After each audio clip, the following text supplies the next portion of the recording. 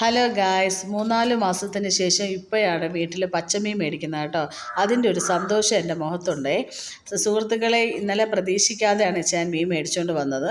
3-4 മാസമായിട്ട് ചോദിക്കുമ്പോഴത്തേക്ക് വിഷയം പറയും കിട്ടാറില്ല എന്നാണ് മറുപടി ആയിരുന്നത്.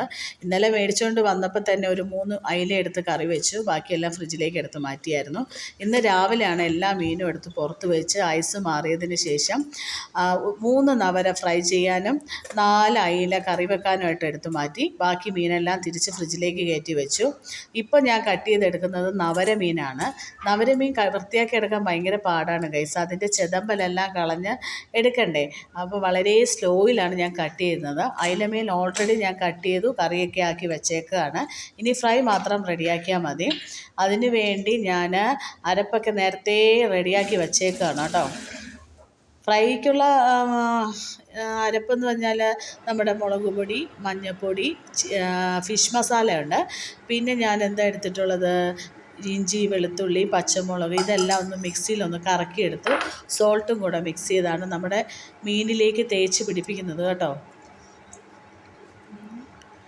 പിന്നെ ഞാൻ ഓയിലല്ല കുക്ക് ചെയ്തെടുക്കുന്നത്, എയർ ഫ്രയറിലാണ്. അതുകൊണ്ട് അരപ്പ് ഞാൻ നന്നായിട്ട് തേച്ച് പിടിപ്പിക്കുന്നുണ്ടേ.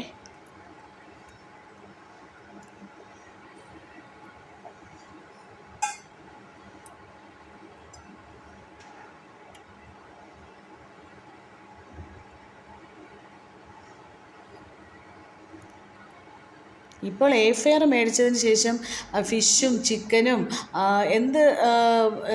ഓയിലില്ലാതെ എങ്ങനെ കുക്ക് ചെയ്തെടുക്കാം എന്നുള്ള ചിന്തയിൽ മിക്കതും എയർ ഫ്രയറിലേക്ക് ഉണ്ടാക്കാനാണ് ഞാൻ ശ്രമിക്കുന്നത് കേട്ടോ.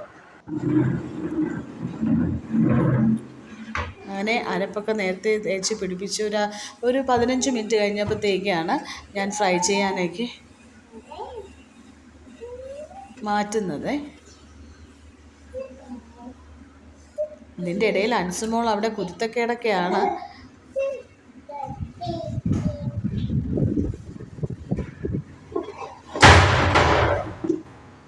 ഒരു 15 മിനിറ്റ് ടൈം സെറ്റ് ചെയ്ത് വെച്ചിട്ടുണ്ടേ. 15 മിനിറ്റ് കഴിഞ്ഞപ്പോഴത്തേക്കും നമ്മുടെ ഫിഷ് ഈ പരുവത്തിലാണ് കിട്ടിയിരിക്കുന്നത്.